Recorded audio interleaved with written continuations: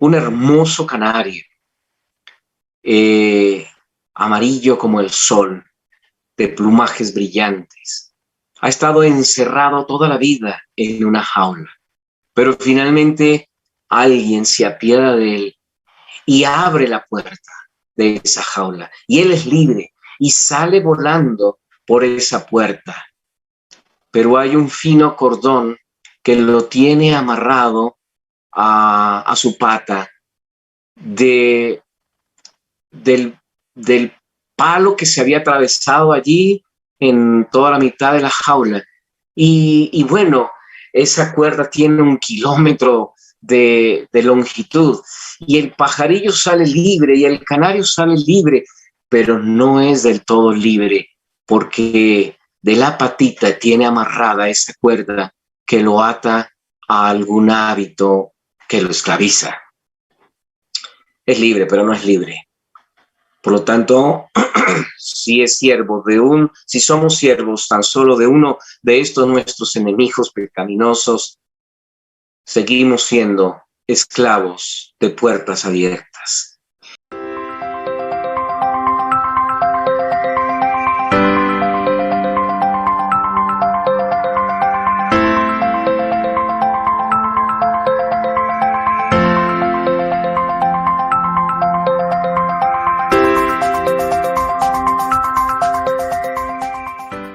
Yo quiero invitarlos a todos ustedes a que abran sus Biblias en el libro de Josué, el capítulo 17, y vamos a leer el versículo 18.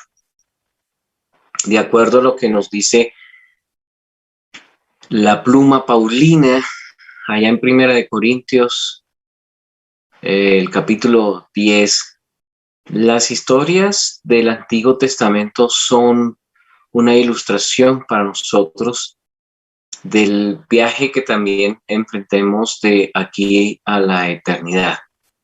Básicamente, la Torá, entiéndase el Pentateuco, entiéndase los primeros 5 libros de la Biblia, denominados como tal, es decir, si apelamos a sus nombres, ya de por sí son una síntesis maravillosa de lo que resume el plan de salvación para cada uno de nosotros. Fíjense ustedes que el Génesis nos habla de la creación, pero también de la caída del hombre. Pero el Éxodo nos habla de cómo, a pesar de su caída, hay una puerta de escape, una salida, una excursión que nos lleva de la esclavitud a la libertad. Y el libro de Levítico nos enseña entonces cómo Dios elimina de nosotros las impurezas y nos permite vivir bajo las condiciones ideales espirituales a fin de transitar rumbo a la tierra prometida. Hay luchas y hay guerras y hay conflictos implicados en este tránsito a esa tierra. Y por eso nos revela el libro de Números, que es básicamente el censo a través del cual Dios puede determinar quién sí y quién no está listo.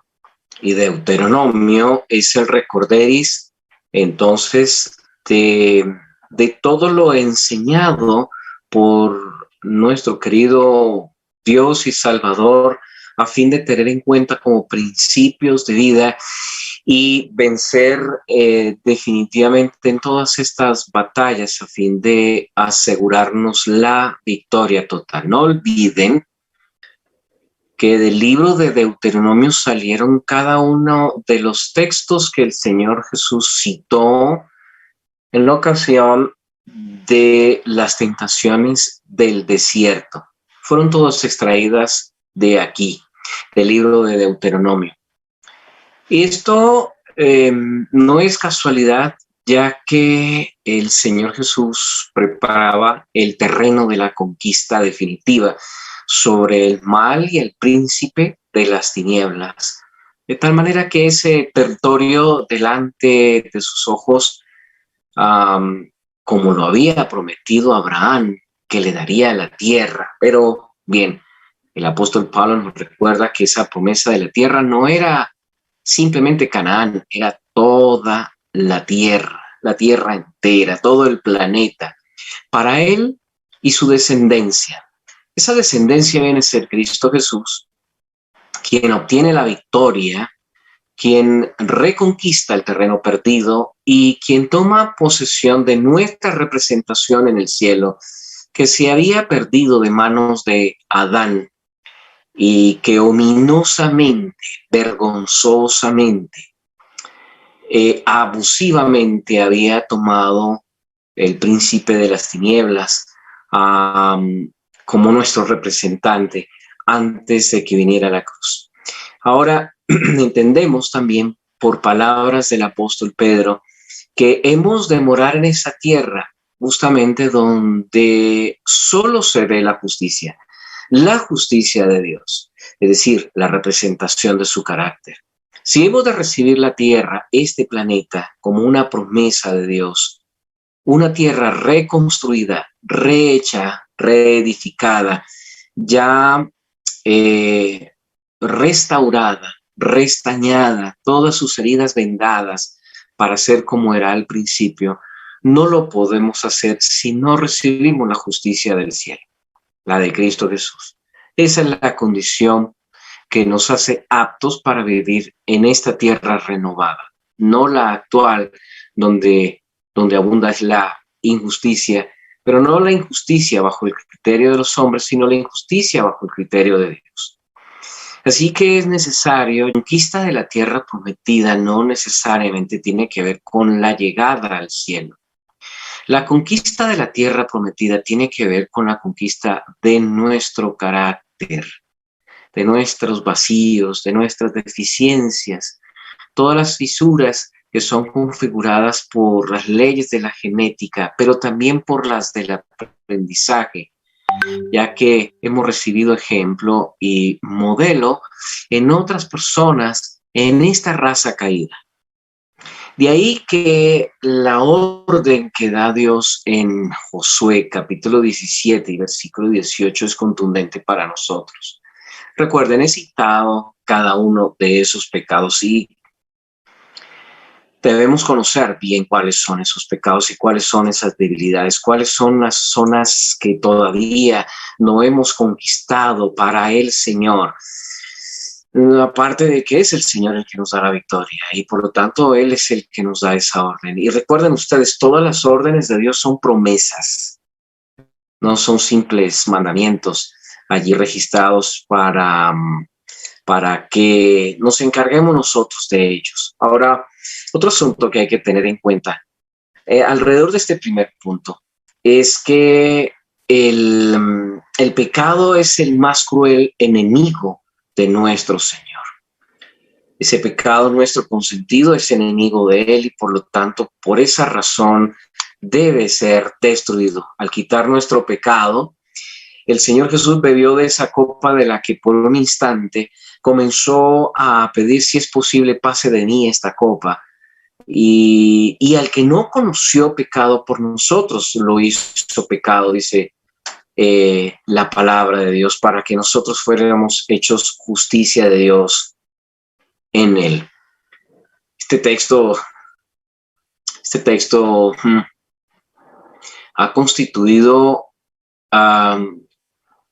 fuego controversial para muchas personas, pero en lo personal es un asidero en el cual puedo aferrarme con todas las fuerzas de mi corazón, aunque mi alma sea tan débil, puedo ir a la cruz y entender que el mismo Señor Jesús tomó esta naturaleza, la herencia pecaminosa de siglos y siglos degenerados de maldad, las asumió el Señor Jesús. Y me asombra el hecho de saber que el mismo Señor puso en juego su propia estabilidad y la de todo el universo, entendiendo que si él cedía un centímetro a alguna tendencia pecaminosa, entonces él tenía que renunciar a su trono y él tenía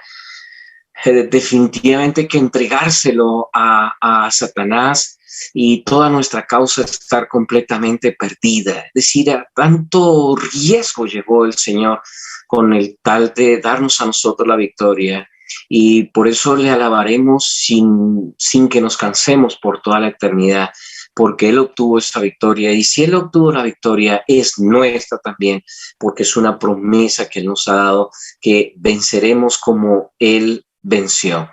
Así que es una orden contundente de parte del Señor, que para que tengamos en cuenta y no nos olvidemos que Él ha ganado. Pero recuerden también, apreciados hermanos, que un hombre no puede ser liberado del pecado si es siervo tan solo de uno de ellos. Y basta con dar una ilustración. Un hermoso canario, amarillo como el sol, de plumajes brillantes, ha estado encerrado toda la vida en una jaula, pero finalmente alguien se apiada de él y abre la puerta de esa jaula, y él es libre y sale volando por esa puerta. Pero hay un fino cordón que lo tiene amarrado a su pata del palo que se había atravesado allí en toda la mitad de la jaula. Y bueno, esa cuerda tiene 1 kilómetro de longitud, y el pajarillo sale libre y el canario sale libre, pero no es del todo libre, porque de la patita tiene amarrada esa cuerda que lo ata a algún hábito que lo esclaviza. Es libre, pero no es libre.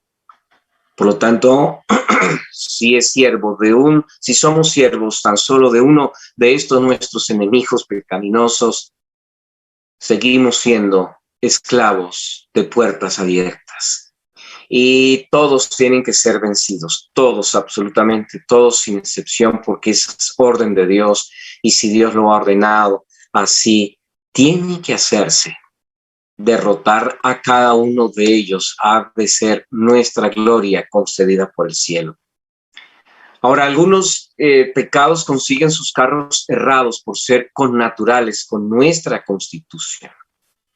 Y ciertos hermanos y hermanas son tristemente de temperamento irascible. Somos, diría. Y en tanto que vivamos así, tendremos que mantenernos en guardia contra los súbitos estallidos de ira, porque estas son emboscadas de esos ejércitos con carros errados. Por lo tanto, debemos contar con toda la fuerza de arriba para estar apercibidos contra esas emboscadas, y aún así más bien nosotros sorprenderlos y sacarlos completamente del juego. Y con frecuencia el carro errado aumenta su fuerza porque un cierto pecado llega desplomándose sobre nosotros de manera súbita, porque le hemos dado espacio, porque lo hemos alimentado, porque lo hemos alentado cuando los tiempos de paz no nos permiten a nosotros, o nuestra voluntad no hace que seamos prevenidos y obtengamos la victoria en ese momento.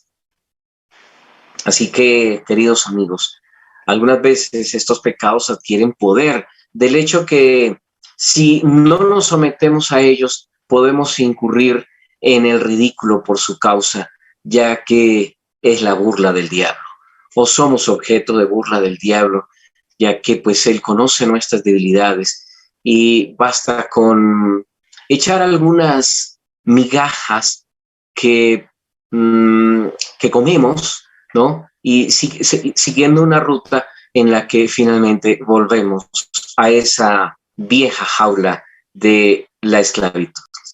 Ahora, no deben ser expulsados. Es una orden.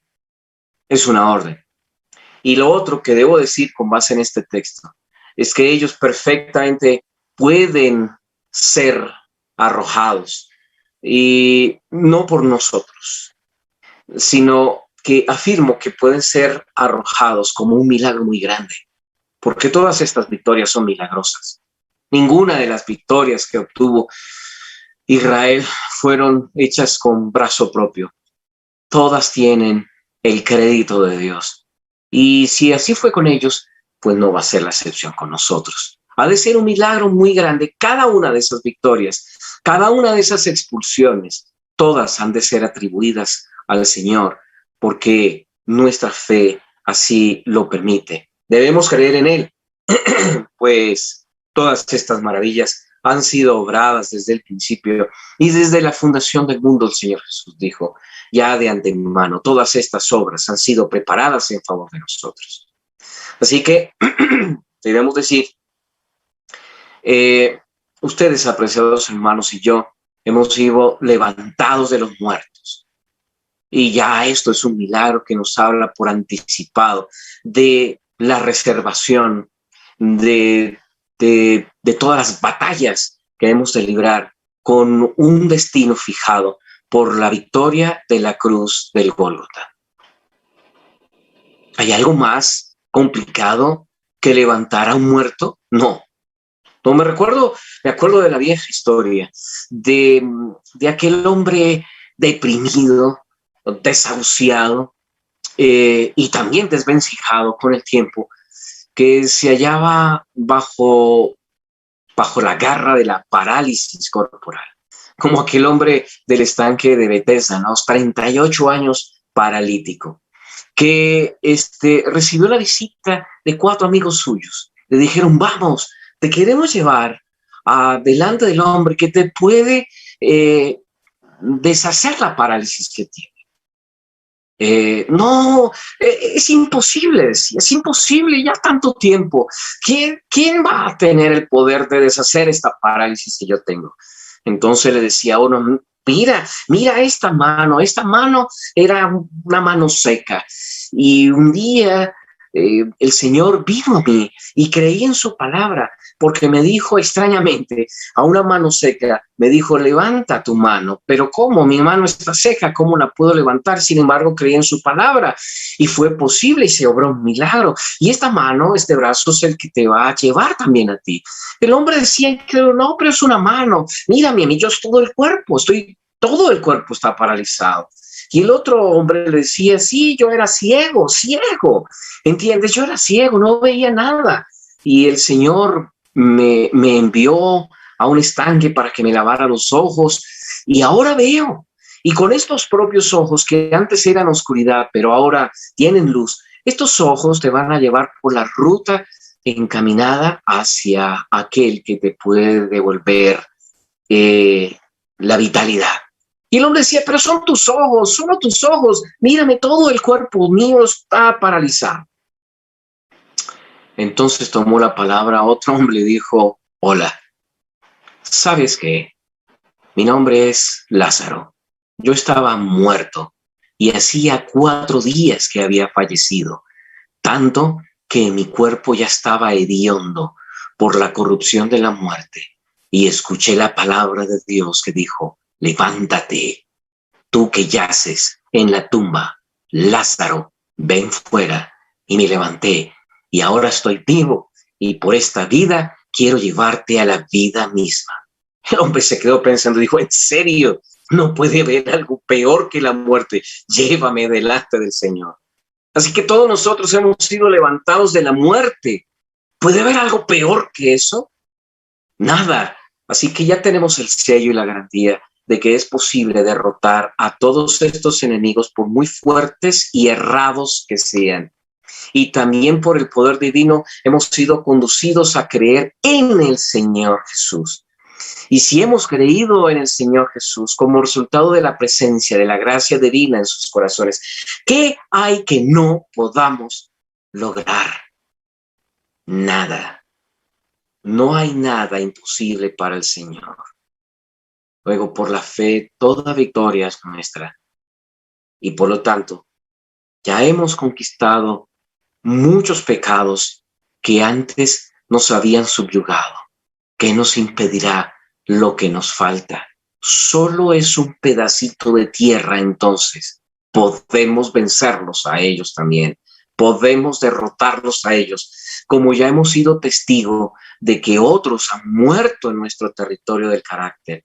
Podemos avanzar entonces. No hemos visto cómo han hecho otros creyentes sujetos a pasiones y que están registrados en la palabra de Dios. ¿Por qué nosotros seríamos la excepción? Ni siquiera el padre de la fe fue mejor que nosotros. Y a él lo hemos visto también sujeto a debilidades. Y tal el padre, tal los hijos. Él venció por la fe. Nosotros también lo haremos, porque él se dio cuenta del amor del Señor por él, así como nosotros podemos tener ese registro en nuestras vidas. Por último, y en tercer lugar, hemos visto primero, hay una orden de salir a acabar con nuestros enemigos pecaminosos. Y en segundo lugar, hemos entendido que ellos pueden ser arrojados porque Dios no nos pediría a nosotros algo que no seamos capaces de hacer. Arrójenos, dijo el Señor Jesús. Ahora, en tercer lugar, y llegando a una conclusión, y es que ellos serán arrojados. Serán arrojados, seguro que sí, porque por eso justamente murió Cristo Jesús, porque nos dice su palabra, que Él amó a la iglesia y se entregó a sí mismo por ella, para santificarla, habiéndola purificado por el lavamiento del agua, por la palabra, a fin de presentársela a sí mismo, una iglesia gloriosa, que no tuviese mancha ni arruga ni cosa semejante, sino que fuese santa y sin mancha.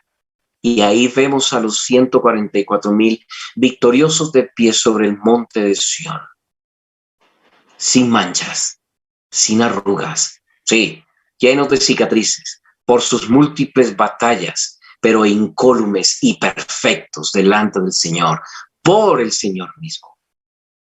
Debemos creer entonces. Por eso Cristo vive ahora, arriba en el cielo, e intercede por nosotros, por lo cual puede también salvar perpetuamente a los que por él se acercan, viviendo para siempre a fin de interceder por ellos, de acuerdo a lo que nos dice Pablo en el libro de Hebreos, el capítulo 4. Cristo en el cielo es el modelo de lo que nosotros seremos y no dejará de formarnos según su propio modelo. Él es nuestra vara alta y como tal, a ella nos llevará el Señor. Y por eso nos es dado su Espíritu Santo. Él no nos es dado para que simplemente venga a nuestros corazones y nos consuele en nuestros pecados, sino para liberarnos de los pecados. Porque tres han sido las consecuencias del pecado en nuestra vida. El pecado ha traído maldición sobre nosotros porque estamos condenados a muerte, pero también ha traído dominio sobre nosotros porque todo lo que el pecado quiere lo logra en nuestras vidas antes de conocer a Cristo. Pero la tercera y más fatal consecuencia es que el pecado no solo nos condena, no solo nos domina, sino que también terminará destruyéndonos. Y de todas esas nos ha librado el Señor. El Señor nos ha dado bendición, el Señor nos ha dado poder sobre el pecado y el Señor nos ha dado liberación para siempre del pecado. Y este es el preciso objetivo del Evangelio que nos ha sido predicado y que predicamos a otros también. Por esa razón, la verdad presente es la de Cristo en nosotros, esperanza de gloria.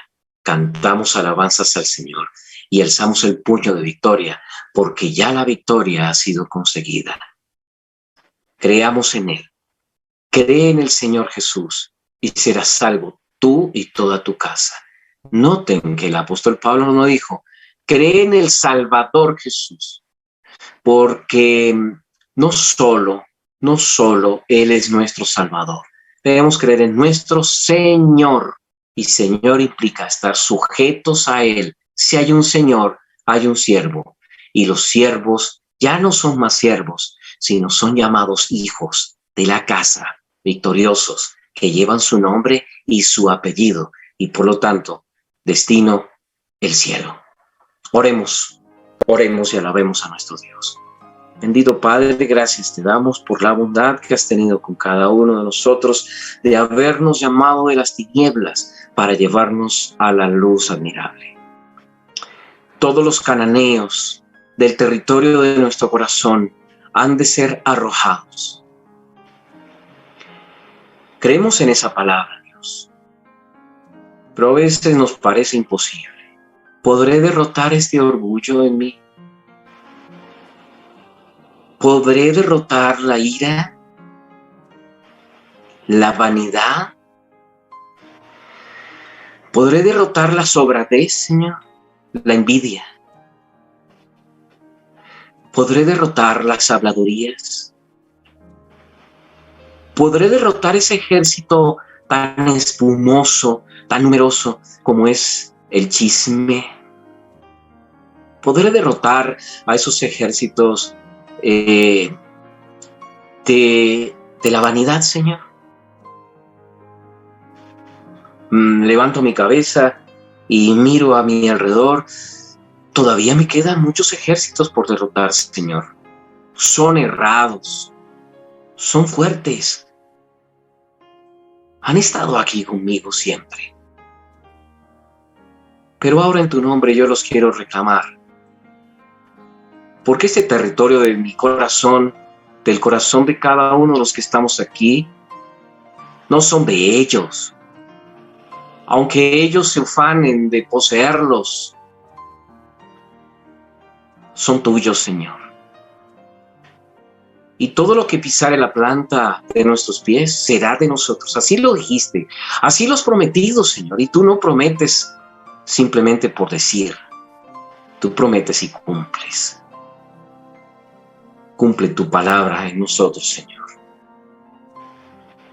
Oh, cuánto anhelamos ver sometidos a todos estos enemigos de nuestro corazón bajo nuestros pies. Aunque nos asusten y aunque nos hayan dominado siempre y aunque muchas de esas batallas les hayan ganado antes, oh Señor, nos has dado vida nueva y en tu poder, en el poder de tu Espíritu, serán derrotados todos, porque en las mansiones de los cielos nos ha visto el vidente de Patmos, Juan, allí con los 144,000, nos ha visto, allí estaremos contigo. La victoria ya fue tuya, la victoria ahora es nuestra. Gracias, amado Dios, por dárnosla, por los méritos de tu sangre. Y que el pecado y la maldad, la iniquidad de nuestro corazón se esfumen, desaparezcan por los méritos de lo alto. En el nombre de Cristo Jesús lo agradecemos y pedimos todo, alabándote por siempre y para siempre. Amén y amén. Bendecido día para todos.